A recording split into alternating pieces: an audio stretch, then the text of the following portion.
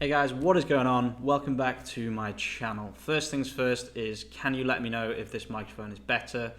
And I've got a new microphone. Shout out to my dad for continuously supporting my channel. He gave me the first microphone that I used. He gave me this one, so thanks.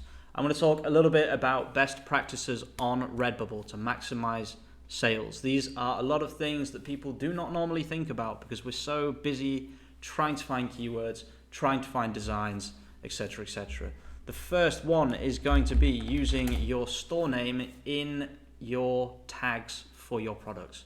And that might sound weird to some people, that might sound obvious to some people. For me, it sounded strange, but actually it makes perfect sense.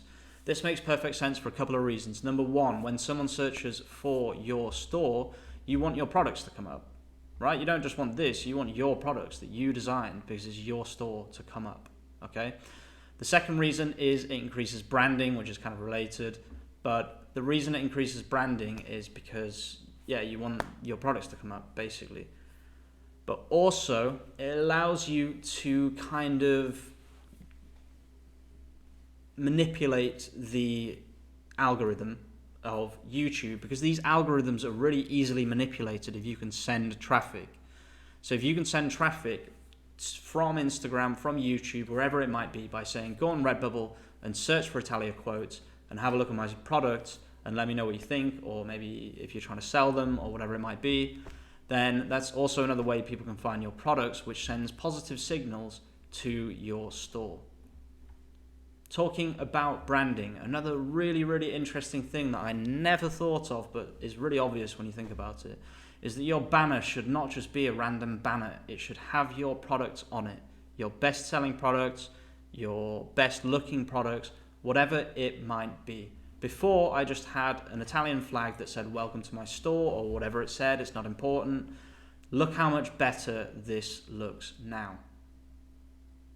Way better. So make a nice design, put your best-selling store products on there.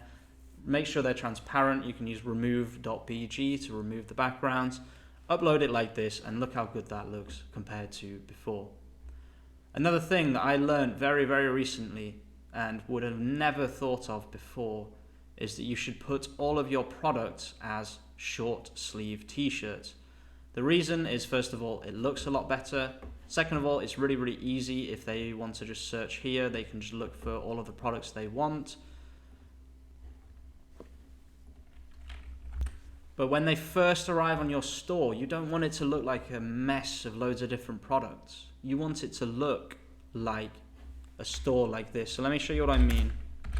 Okay, so by using search operators, this is my current Redbubble store, my second Redbubble store. This one is my third store, this is my second store. If I click on here, I've never thought about doing this. So if someone finds my store, first of all, I don't even have a banner. Where's my banner? Yo, where's my banner? I swear I had a banner. Okay, apparently I don't have a banner. So first of all, big mistake. And then second of all, look, okay, this looks kind of fine actually, I guess. But I think it looks a lot better. I think it looks a lot better if all of them are t-shirts. I think that just looks way better. And also if I inspect this compared to this, when you right click and press inspect, you look at it like it's on a mobile, okay? So right now, I'm on a mobile device, and I need to see whether I can read all of my designs. This is another best practice, actually. The readability of your designs is very important. So for that store, my third store, this store, I thought about the readability of my designs. For this store, I haven't, but you can read this, that's fine. Most of these you can read, so I guess I got lucky. But yeah, definitely make sure you can read and see all of your designs, guys, because I think that's a really big thing that people miss, and it causes a lot of problems. Like this, for example, you can't read that. I can't read that. So it should definitely be all on t-shirts, or I should just make this design specifically a little bit bigger. Okay, the next best practice I want to talk about is Google Analytics. You need to have it set up. I'll leave a video which will explain how to set it up. But the reason that you want to do this is because it allows us to connect to Google, and it allows us to see more information than if we just used the internal Redbubble analytics. If I go to the dashboard here, for example, you can't see time on site, you can't see specific pages, you can't see etc, etc. There's lots and lots of things that you can't see. So definitely make sure that you've got Google Analytics set up as well. Finally, the final piece of advice for best practice that I can give you is to set up all of your social media profiles. Even if you only post once, just set them all up. Facebook, Instagram, God, all of them. Pinterest, Quora, Medium, anything you can think of. Reddit as well, definitely Reddit. I'm going to talk about Reddit in a video for getting indexed, so definitely look at that. All of these, if you set them up, will not only increase your exposure, especially if you continue to post, but they will also help you get indexed by Google. The reason I'm showing you this rather strange page here is because this is proof that my designs are not indexed on Google, and they should be, but they're not because my store is too new to Google.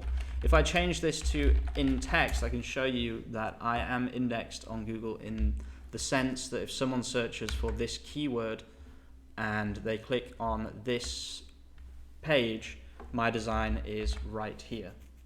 But what I want is my specific designs being indexed on Google. So if I do in URL stream surfer, all of these pages here are products that I have designed that are indexed on Google, which is much preferable for me. Normally this takes a lot of time, but I'm trying to show you guys that by setting up all the different social medias and doing everything properly, hopefully my designs will start being indexed very, very soon. The way I'm doing it, if you're curious, is I'm actually only trying to focus on this page here. So this is my store, okay? So I'm trying to index this page. The reason I'm only trying to index this page is if I was trying to index each individual product, it would take too long. I'd have to make too many posts, whatever it might be. If I can get this page indexed, it has internal links to all of my products, which should in turn get all of my products indexed as well, unless they have the no index tag. The final piece of advice I'm going to give you in this video is don't use too many tags. I have a theory, and some of us have the same theory, a lot of people I've been talking to, that one of the things that Redbubble no indexes designs for is having too many tags or copyright tags. So my final piece of advice to you guys for best practices is be careful with having too many tags. Be careful uploading too many designs using automation tools as well, because if you think about it, how many people are actually going to sit there and consistently upload manually 60 designs a day?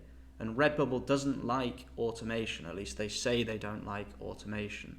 So obviously if they have a system they can stop people automating without kind of telling them by putting a no index tag on their designs, then that's what they're going to do basically.